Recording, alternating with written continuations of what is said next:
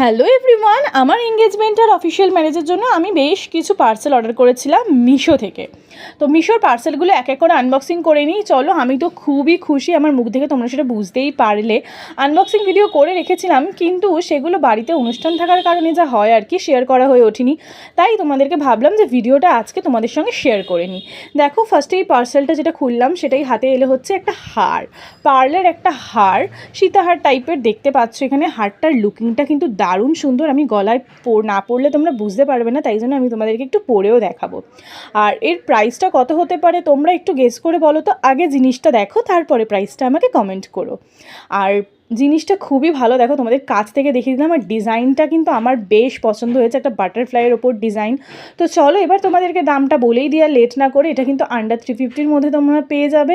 যদি তোমাদের লিঙ্ক লাগে অবশ্যই আমাকে কমেন্ট করো। আর এটার সাথে কিন্তু একটু কানেরও আছে, কানেরটা ছোটো বলে আমি কানেরটা কিন্তু আমার স্পেশাল দিনে পরিনি, শুধু হারটাই পরেছিলাম। আর তারপরেই দেখো চলে এলো নেক্সট আনবক্সিং পার্সেলটা, সেটা হচ্ছে পার্লের মান্তাসা। এটাও কিন্তু বেশ ভালো, কিন্তু আমার হাতের পাঞ্জা চওড়া থাকার কারণে এটা আমার একটু টাইট টাইট লাগছিল। আদারওয়াইজ যাদের হাতের পাঞ্জা একটু সরু তাদের পক্ষে ঠিকই হবে। তো চলো, আর আমি ঠিক করেছিলাম আমার এত কিছু মিশো থেকে অর্ডার দেওয়া, কারণ আমি ঠিক করেছিলাম যে আমি আমার বিয়ের দিন, যেটা আমার সোশ্যাল ম্যারেজ হবে, সেই দিনকার আমি যে গয়নাগুলো পরবো সেটা ওয়ান টাইমই লোকে দেখুক। তাই জন্য আমি রেজিস্ট্রির এই সমস্ত জিনিসগুলো মিশো থেকেই অর্ডার দিয়ে পড়তে চাইছিলাম বলেই মিশো থেকে অর্ডার করা।